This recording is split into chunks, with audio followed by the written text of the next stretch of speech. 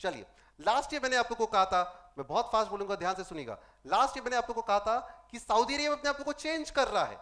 Saudi Arabia is the most conservative and Orthodox country in the world, but वो अपने आप को dramatically change कर रहा है। कैसे चेंज कर रहा है वो अपने आप को? उसको कोई मतलब नहीं था वर्ल्ड से, 2 साल पहले तक उसको वर्ल्ड से मतलब नहीं था। उनका तो ट्रम्प कार्ड क्या है, उनके पास तो ऑयल है, पूरा वर्ल्ड का सबसे लार्जेस्ट प्रोड्यूसर ऑफ ऑयल है सऊदी अरेबिया। तो सऊदी अरेबिया को कोई मतलब ही नहीं था, बट वो अब डर गया है। सऊदी अरेबिया डर गया है। क्या चीज से डर गया है? वो इलेक्ट्रिक व्हीकल से डर गया है। उसको it is seeing the writing on the wall, it has to change और इट विल पेरिश। जिस चीज पे वो उछलता है, क्या चीज पे उछलता है? तेल के ऊपर। वो तेल का डिमांड बोलते हैं इलेक्ट्रिक व्हीकल के कारण कम हो जाएगा। अगर तेल का डिमांड कम हो जाएगा तो तेल के प्राइसेस कम हो जाएंगे और सऊदी अरेबिया का इकोनॉमी का बैट बच जाएगा। इसीलिए सऊदी अरेबिया अपना परसेप्शन, मैंने ये सब लास्ट ईयर बताया था, सऊदी अरेबिया अपना परसेप्शन चेंज कर रहा है। कोई, मैंने कहा था हम लोग दुबई जाते हैं घूमने के लिए, कोई सऊदी अरेबिया गया घूमने के लिए? ईरान, इराक, कतार, ओमान, बहरीन कोई नहीं जाता। तो सऊदी अरेबिया अपना इकोनॉमी को ओपन करना चाह रहा है। वो चाहता है उसका आदमी का परसेप्शन चेंज हो, आदमी लोग उसके यहाँ पे टूरिस्ट बन के आए। उसमें टाइम लगेगा, इसलिए लास्ट ईयर से सऊदी अरेबिया ने बहुत ड्रामेटिक चेंजेस किए। मैंने लास्ट ईयर बताया था करेगा, और इस साल तो उसने धमाका कर दिया। क्या क्या नहीं किया उसने? उसने सब कुछ खोल दिया। उसने वुमेन लोग को स्टेडियम में मैच अलाउ करना दे दिया, ड्राइविंग लाइसेंस अलाउ कर दिया, वुमेन को मैराथन अलाउ कर दिया, वुमेन को डिप्टी प्राइम मिनिस्टर बना दिया। इनफैक्ट उसने मूवी थिएटर्स खोल दिए सऊदी अरेबिया में। Can you believe that? वहां पे सऊदी अरेबिया में मूवी थिएटर्स नहीं थे। वहां से सऊदी अरेबिया से आदमी लोग प्लेन पकड़ के जाते थे बहरीन, अपना हम लोग जैसे उबर पकड़ के जाते हैं अपना मूवी देखने, लोग प्लेन पकड़ के जाते थे बहरीन में, अपना वो देख के आते वापस आ जाते थे। इस तरह वहां पे मूवी थिएटर्स नहीं थे। उसने मूवी थिएटर खोल दिया। ब्लैक पैंथर नया मूवी रिलीज हुआ इस बार, first time, first movie to be release in Saudi Arabia in theatre is Black Panther. और गोल्ड अक्षय कुमार का भी उसने रिलीज किया। और चर्चेज अलाउ कर दिए। अनबिलीवेबल है, सऊदी अरेबिया ने धमाका कर दिया, सारे चीज ओपन कर दिए। इट्स बिकॉज वो डर गया है कि इलेक्ट्रिक व्हीकल आने से तेल का डिमांड कम हो जाएगा। वो चाहता है 10 साल 5 साल लगेगा आदमी लोग का दिमाग चेंज होने में, इसलिए वो परसेप्शन चेंज करने के लिए अभी से सब कुछ खोल रहा है। ये सब कौन कर रहा है सऊदी अरेबिया में? सऊदी अरेबिया में डेमोक्रेसी नहीं है। सऊदी अरेबिया में मोनार्की है, जिससे हम लोग ने बाहुबली देखा था, राजा के बाद उसका बेटा, उसके बाद उसका बेटा, उसी तरह चलता है। वहां का जो किंग है वो 82 ईयर ओल्ड अब्दुल्ला है। He is not the, he is the king, but उसके हाथ में पावर नहीं है। The entire power of Saudi Arabia lies with crown Prince MBS। उसका शॉर्ट फॉर्म सारा दुनिया में उसका MBS बोला जाता है। मोहम्मद बिन सलमान बोला जाता है उसको, सलमान सलमान करके, एकदम दबंग टाइप का, एकदम 32 ईयर्स ओल्ड है। पूरा वर्ल्ड को चेंज कर, पूरा सऊदी अरेबिया मिडिल ईस्ट को वो अकेला सिंगल हैंडेडली चेंज करने में लगा हुआ है। ड्रामेटिक जो भी चेंजेस लाया है, बोला जाता है सऊदी अरेबिया में, एक्चुअल में बात है सऊदी अरेबिया में एक पत्ता भी नहीं हिलता बिना Saudi Prince, crown Prince Salman के 32 साल का जो है। तो ये बहुत ड्रामेटिक उसने चेंज किया है अपना परसेप्शन चेंज करने के लिए। बट बहुत बड़ा बट आ गया।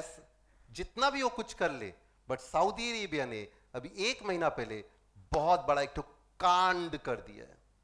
उसने ड्रामेटिक एक ठो कांड कर दिया है, जिसके कारण शायद, मैंने कहा था कि कभी आप लोग कभी सऊदी अरेबिया अगर फ्यूचर में घूमने जाए 10-5 साल में, तो याद रखिएगा कि मैंने आप लोग को बताया था कि वो भी एक टूरिस्ट डेस्टिनेशन हो सकता है।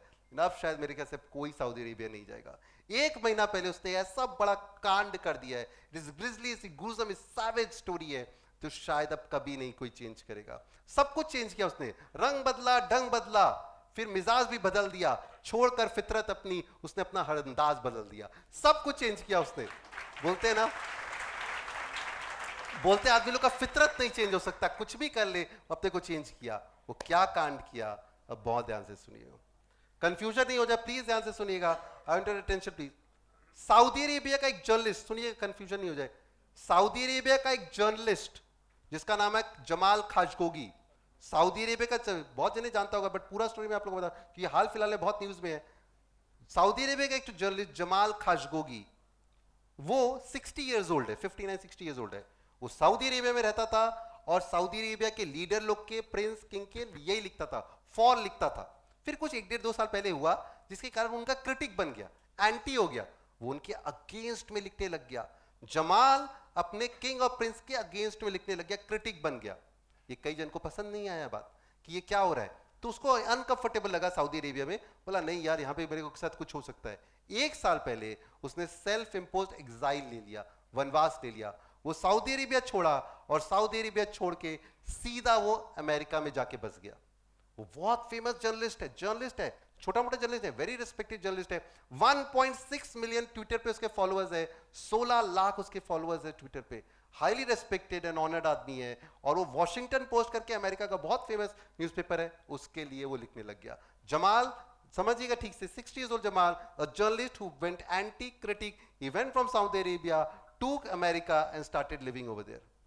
सितंबर एंड में शायद 2018, अभी सितंबर एंड में वो जमाल साहब वापस आए टर्की साला फिर फंस गया पे वापस। मैंने इसीलिए टर्की आपको बताया, वो सऊदी अरेबिया नहीं आए, उनको सऊदी अरेबिया आने से डर लगता था। वो कब आए? टर्की आए। कब आए वो? सितंबर एंड में वो टर्की आए। क्या करने आए वो टर्की में क्या था ना, उनको एक तो गर्लफ्रेंड है नहीं, उनकी फियांसी है जिनसे उनको शादी करना था, तो उनको डिवोर्स लेना था अपनी पुरानी वाइफ से। तो वो क्या किए, अमेरिका से आए वो टर्की में आके सऊदी अरेबिया का जो एम्बेसी है उसके अंदर जाके वो पेपर लेने गए। वो ठीक से समझिए कंफ्यूजन। सऊदी अरेबिया का आदमी जो टर्की चला गया, नहीं अमेरिका चला गया, अमेरिका से वो टर्की आया क्योंकि उसको कागज चाहिए था। वो अंदर घुसा, क्या सऊदी अरेबिया ने वो एम्बेसी में टर्की में घुसा। 2 अक्टूबर से ठीक 1 महीना 2 दिन पहले, 2 अक्टूबर 2018 को वो सऊदी अरेबियन एम्बेसी में गया। अपनी फियांसी उसकी बाहर खड़ी हुई थी, वो डिवोर्स पेपर अंदर लेने गया 1:30 बजे। 1 घंटा हो गया, 2 घंटा हो गया, 3 घंटा हो गया, 4, पूरा आया ही नहीं बाहर। वो जो उनकी गर्लफ्रेंड बाहर खड़ी थी वो घबरा गई, बोली ये क्या हो गया, जमाल साहब नहीं आए। उन्होंने टर्किश पुलिस को फोन किया कि देखिए एम्बेसी में वो गए थे, अभी तक बाहर नहीं निकले। तो टर्किश पुलिस ने एम्बेसी को फोन किया कि सर जमाल साहब अंदर गए थे, बाहर नहीं निकले। तो चले गए, वो तो आके चले गए, फैंसी तो बाहर खड़ी उनकी गर्लफ्रेंड, वो तो आए नहीं, बोला पीछे के रास्ते से चले गए। वो पीछे के रास्ते से चले गए, हाउ इज इट पॉसिबल? पीछे के रास्ते से जा सकते हैं? वो तो अंदर गए थे, वो अपनी फैंसी को बाहर खड़ा करके गए, मैं कागज लेके अंदर आ रहा हूँ और पीछे के रास्ते क्यों चले जाएंगे? और चले भी गए तो कांटेक्ट क्यों नहीं किया? बोला हमको क्या पता। तो टर्किश पुलिस को लगा there something fishy. Turkish police ने इन्वेस्टिगेशन चालू किया और 2-4-5 दिन बाद उसने बताया, उसने जो इंसिडेंट रिवील किया, वेरी सैवेज है, ध्यान से सुनिएगा। टर्किश पुलिस ने बोला उस दिन सुबह जिस दिन जमाल साहब अंदर गए थे सऊदी अरेबिया एम्बेसी में, 2 चार्टर प्लेन सऊदी अरेबिया से उड़े, उसमें 15 आदमी थे। 2 plane charter plane Saudi Arabia से उड़े जिसमें 15 आदमी थे, इंटेलिजेंस के, मिलिट्री के, पोस्टमार्टम के, ऑटोप्सी वाले डॉक्टर्स थे। 15 आदमी सऊदी अरेबिया से उड़े और सीधा उन लोग आके एयरपोर्ट में उतरे टर्की में। और टर्की में उतरने के बाद 7 ब्लैक कलर का एसयूवी खड़ा था, एकदम ब्लैक एसयूवी खड़ा था, उसमें वो 15 आदमी बैठे और सीधा सऊदी अरेबियन एम्बेसी में चले गए टर्की में। टर्की में वो सऊदी अरेबियन एम्बेसी के अंदर सुबह घुस गए। उसके 1:30 बजे के करीब जमाल साहब अंदर गए। उन्होंने क्या किया, बोला जाता है जैसे ही जमाल साहब अंदर गए वो 15 आदमी लोग ने, he was caught, he was beaten, he was tortured and he was cut to pieces। छोटे छोटे पीसेस में उसकी बोटी बोटी कर दी गई। टर्की ने बोला ये काम किया है, कांड कर दिया सऊदी अरेबिया ने, अपने क्रिटिक को काट काट के मार दिया। जैसे ही टर्की ने ये बोला सऊदी अरेबिया एकदम आंख बबूला हो गया कि हाउ डेयर यू से। ये सब सच्ची घटनाओं पे आधारित है, एक सिंगल वर्ड इसमें एग्जैजरेशन नहीं है, फिक्शन नहीं हो सकता इसके अंदर। सऊदी अरेबिया एकदम गुस्सा हो गया। By the 7th 8th 9th 10th अक्टूबर, 1 महीना पहले एकदम गुस्सा हो गया, how dare you put an allegation of that, ये वो नहीं माना। तब टर्की ने क्या किया और प्रूफ दिए। उसने बोला मेरे पास ऑडियो वीडियो है, उसके अंदर का जो चल रहा था सब ऑडियो वीडियो मेरे पास। तो ऑडियो वीडियो कैसे आया? तो एक तो थ्योरी आया बाजार में कि जमाल साहब को अंदर जाने से डर तो लग ही रहा था, उन्होंने अपना आईफोन और लैपटॉप तो बाहर छोड़ दिए थे, बट उन्होंने क्या किया, अपना स्मार्टफोन जो एप्पल वाला था वो अंदर जाते हुए स्टार्ट करके चले गए थे। तो जो भी कुछ अंदर हो रहा था वो सिंक होके सब कुछ अंदर से बाहर आ रहा था। एप्पल ने एक दिन बाद क्लैरिफाई किया कि मेरे टेक्नोलॉजी में वो चीज, मेरे फोन में भी वो टेक्नोलॉजी नहीं है कि ऑटोमेटिक सिंक करके चला जाएगा। बट फिर भी टर्की बोलता है मेरे पास ऑडियो वीडियो है। इसका मतलब क्या है, टर्की के पुलिस लोग पहले से ही सऊदी अरेबियन एम्बेसी के अंदर बग लगा रखे थे कि इंटेलिजेंस सारा मिलता हो। वो अभी तक एडमिट नहीं किया, लेकिन टर्की अभी भी बोलता है मेरे पास ऑडियो विजुअल है। सऊदी अरेबिया एकदम मना करता है कि ऐसा कुछ नहीं हुआ। टर्की बोलता है चलो अच्छा ऐसा कुछ नहीं हुआ। वो गए कहां? उनको जमीन खा गई कि आसमान निकल गया। अगर वो अंदर जाते हुए सीसीटीवी है तो बाहर निकलते हुए कहां है, कहां गए वो? बोला वो चले गए। फिर सऊदी अरेबिया, फिर टर्की ने और प्रूफ दिया, बोला जो 15 आदमी आए थे उन लोग के साथ सब आदमी का उम्र 30-40 साल था, 20-30-40 साल था। एक आदमी का उम्र 60 इयर्स था। वो क्यों आया था? बोला 15 आदमी से 14 आदमी तो 20-30 साल के थे जिन्होंने उनको काटा, क्या किया क्या नहीं किया। जो लास्ट आदमी था वो 60 साल का बुढ़ा था, एग्जैक्ट डुप्लीकेट था वो जमाल साहब का। एग्जैक्ट उसका बॉडी बॉडी सब वही था। उन्होंने क्या किया, ये 15वां आदमी आया, he was a body duplicate. ये मूवीज में हम लोग देखते हैं लेकिन वो बॉडी डुप्लीकेट था। वो अंदर वो 15 आदमी लोग में एक वो आया, जब उसको उन्होंने मार दिया तो उसके सारे कपड़े उसको पहना दिए और बैक टीवी से बैक डोर से उसको निकाल दिया। तो दूर से सीसीटीवी से लग रहा है कि जमाल साहब ही बाहर जा रहे हैं, बट वो जमाल साहब नहीं है।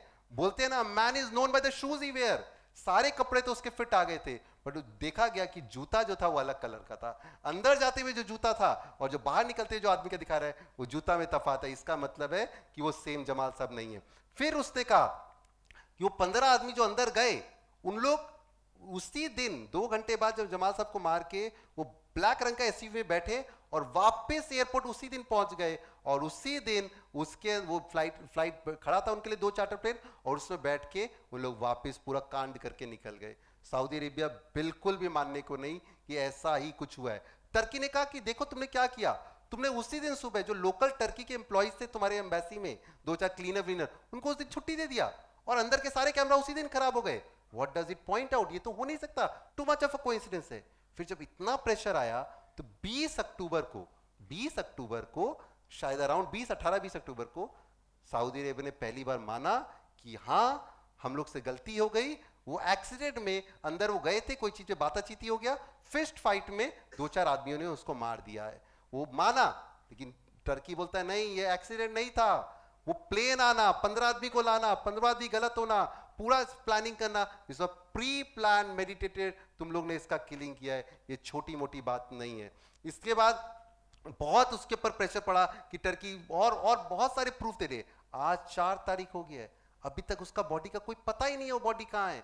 कोई बोलता है कि क्योंकि जिसका एम्बेसी होता है उसी का टेरिटरी होता है, वो जो एम्बेसी है सऊदी अरेबिया में उसके अंदर टर्किश पुलिस अंदर नहीं जा सकता, उसका होम के अंदर नहीं जा सकता। बोलते हैं वहां पे एक तो कुआं है, उसके अंदर शायद उसको काट दिया गया है, या फिर बोलते हैं उसको कोई एसिड के अंदर डाल दिया गया है, या फिर बोलते हैं एक तो बहुत दूर एक तो जो सब एसयूवी निकले थे, एक एसयूवी बोलते जंगल की तरफ गया था, वो कहाँ चला गया। अभी तक नहीं बताया गया कि उसका एक्चुअल में हुआ क्या। वर्ल्ड इज इन अ टिजी कि क्या है, open and broad daylight में मर्डर हुआ है और कुछ नहीं कर रहा है। फंस कौन गया इस सारे चक्कर में? इस सारे चक्कर में वर्ल्ड फंस गया। अब देखिए वर्ल्ड कैसे फंस गया। सब कोई बोलते हैं अमेरिका को, यार तुम तो ह्यूमन राइट का चैंपियन है, तुम अगर नॉर्थ कोरिया ऐसा काम किया होता, रशिया कोई काम किया था, अभी तो तुम उसके केस पे कितने सैंक्शन लगा देते, कितने केस करते।